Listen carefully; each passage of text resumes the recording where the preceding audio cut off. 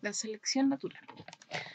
Una vez ya revisando las teorías evolutivas, ¿cierto? Llegamos a la teoría de la selección natural, que en conjunto con investigaciones más modernas nos ha permitido llegar a una teoría actual relacionada, ¿cierto?, con los principios que planteaba Darwin y Wallace, pero también aplicando la genética y los distintos conocimientos de las células y de cómo funciona la transmisión del ADN y de las características genéticas a una población.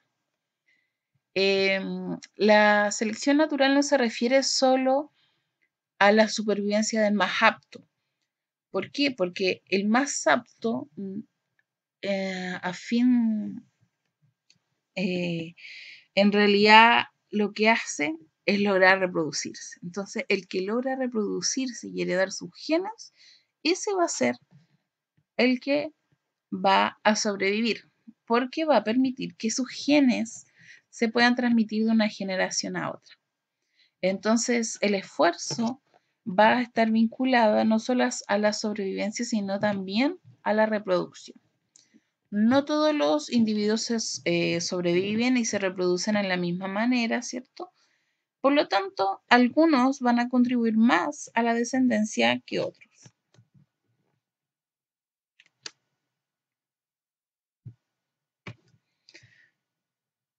Por ejemplo, algunos rasgos que favorecen, ¿cierto?, una población, la selección natural puede producir cualquiera de los distintos resultados posibles. Por ejemplo, puede preservar las características de una población, favoreciendo a los individuos promedio.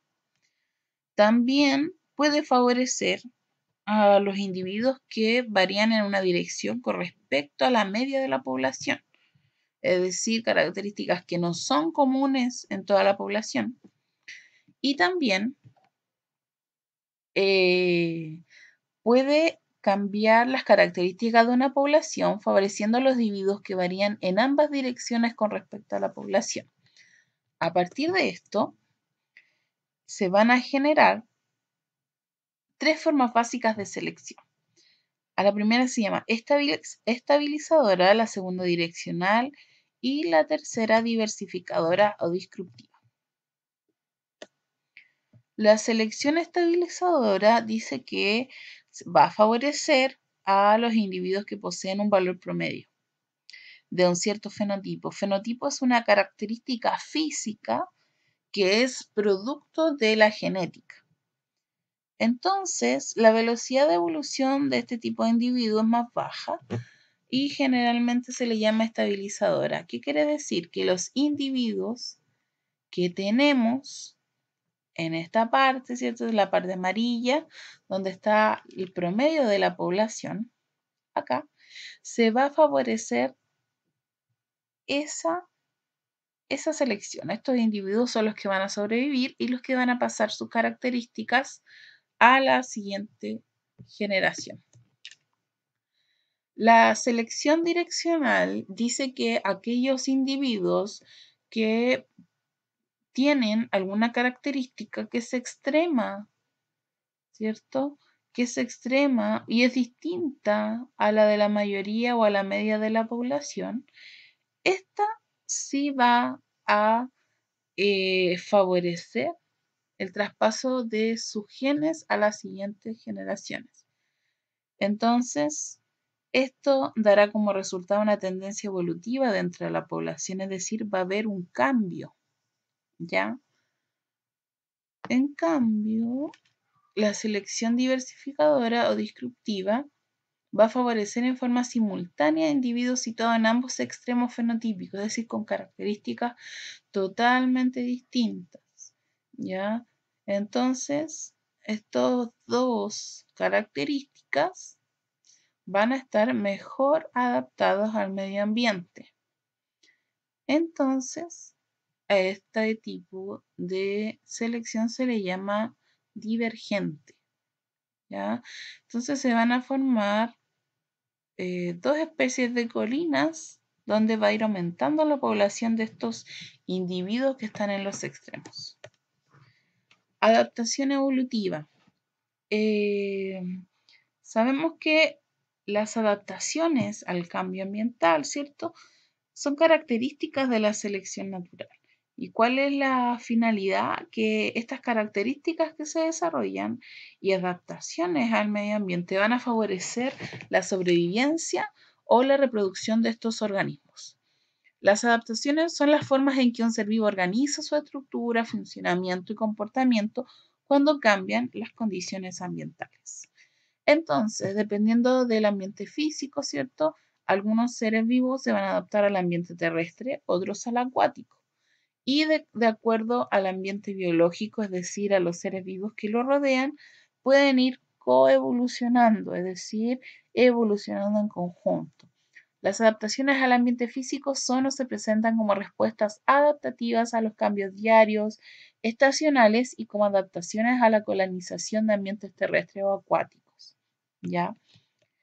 ¿Qué adaptaciones al ambiente existen? Por ejemplo, la coevolución. La coevolución es una respuesta recíproca entre dos o más especies. Por ejemplo, es el mimetismo y el camuflaje. En el mimetismo, ¿cierto? Algunos organismos tratan de asemejarse a otras para poder seguir viviendo. Por ejemplo, estas moscas desarrollaron una coloración similar a las avispas. Entonces, las moscas, como se parecen a la avispa, van a ser menos propensas a ser atacadas. ¿Por qué? Porque como piensan otros animales, pueden pensar que son avispas, piensan que los pueden picar y que los pueden herir. Pero entonces estas moscas han desarrollado esta habilidad para mayor sobrevivencia. Y además, ¿cierto? Pasar inadvertido ante los depredadores que quieran comérsela. Hay algunos, por ejemplo, organismos que tienen colores de organismos venenosos, siendo que ellos no son venenosos. Entonces son estrategias que desarrollan para lograr sobrevivir al ambiente. A partir de esto surge el concepto de especie y especiación. La especiación es el mecanismo, ¿cierto? Microevolutivo, es decir, son pequeñas características que surgen en las especies a partir de otras, ¿ya? La especiación ocurre si una población se queda en aislamiento reproductivo respecto a otros miembros de su especie. Es decir, el flujo de genes entre las dos poblaciones se va a ser interrumpido. Entonces, cuando hay o formamos tenemos a partir de una especie, ¿cierto? Que se interrumpe el flujo de genes, podemos generar dos especies a partir de la primera. Entonces, cuando la población ya es lo suficientemente diferente a su especie ancestral, ya no hay flujo genético entre ellas, se dice que ocurrió especiación. Es decir, podemos tener una especie, no sé, de avispas y se separan por algún motivo, entonces ya no empiezan a reproducirse entre ellas, empiezan a sufrir modificaciones y forman dos especies. Ya esto después de que ya no hay parentesco genético entre ellos. Ahí se dice que hay especiación, que formamos dos especies distintas, por decirlo así. Ahora, la microevolución tiene que ver con la genética. Ahora hay cambios evolutivos que ocurren a gran escala, por ejemplo, donde aparecen grupos taxonómicos y en algunos casos desaparecen especies completas, ¿ya? Entonces esto tiene que ver con las tendencias evolutivas. Existen tipos de evoluciones convergentes, ¿cierto? Donde existen características similares o analogías.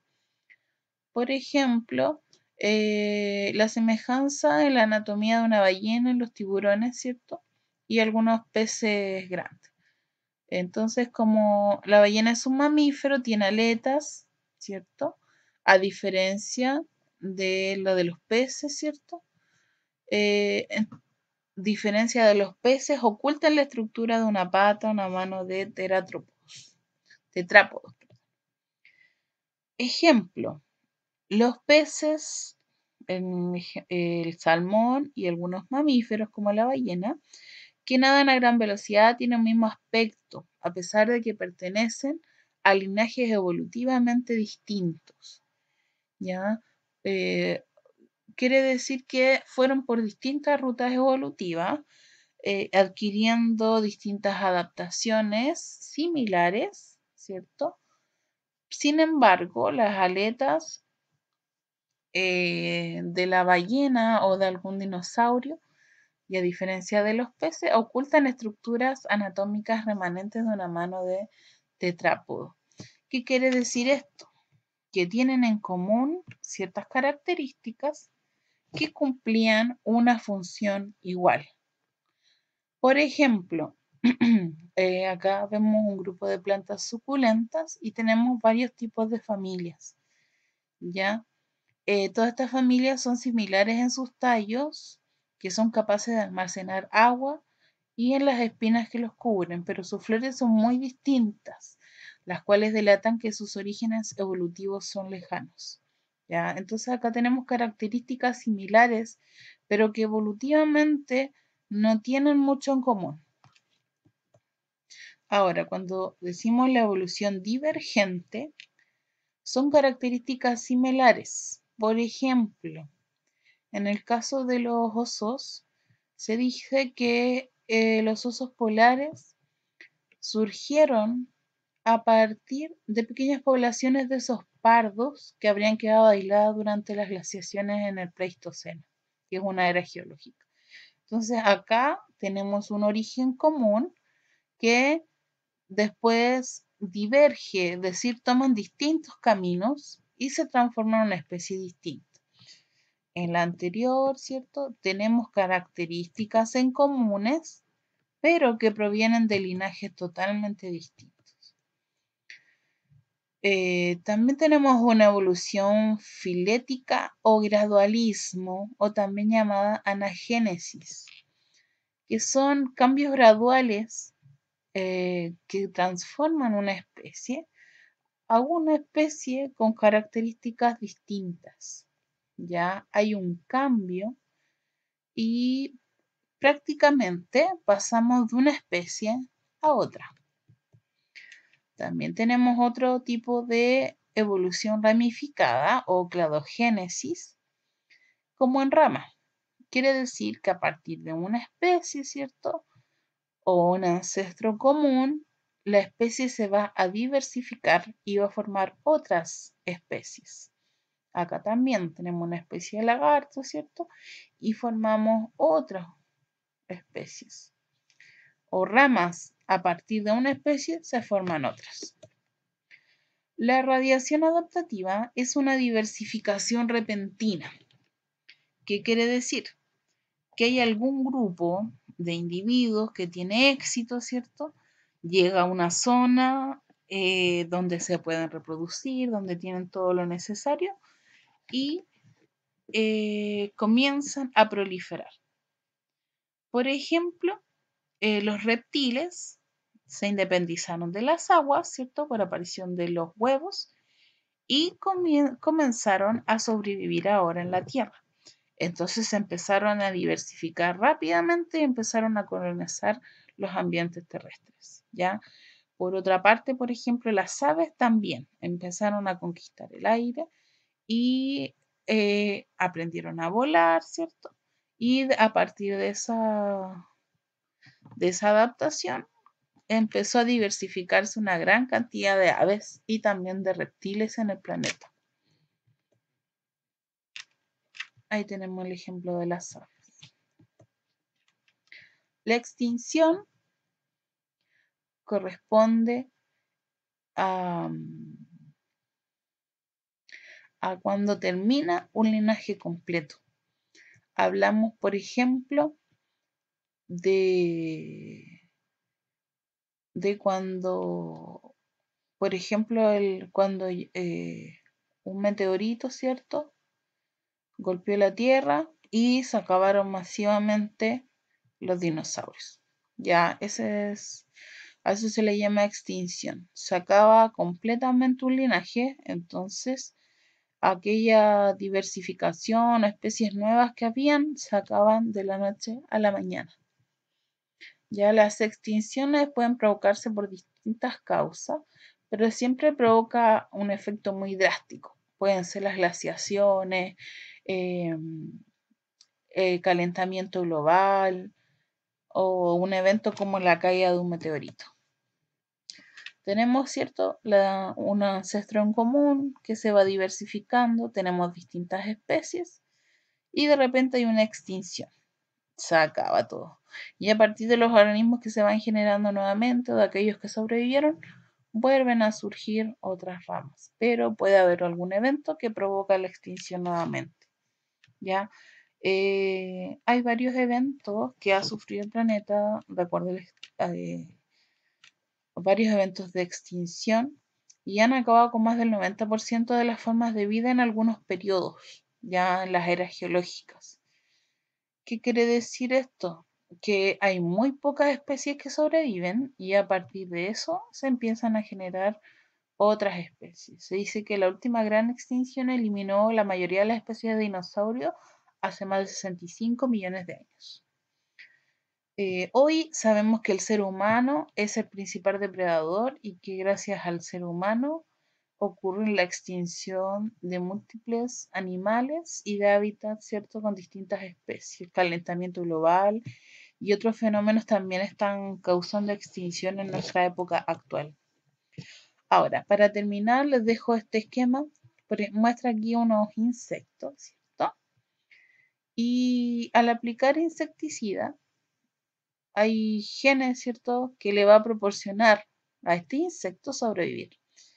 Entonces, si yo elimino los insectos, van a sobrevivir solo aquellos que tienen el gen de resistencia al insecticida. ¿Qué quiere decir esto?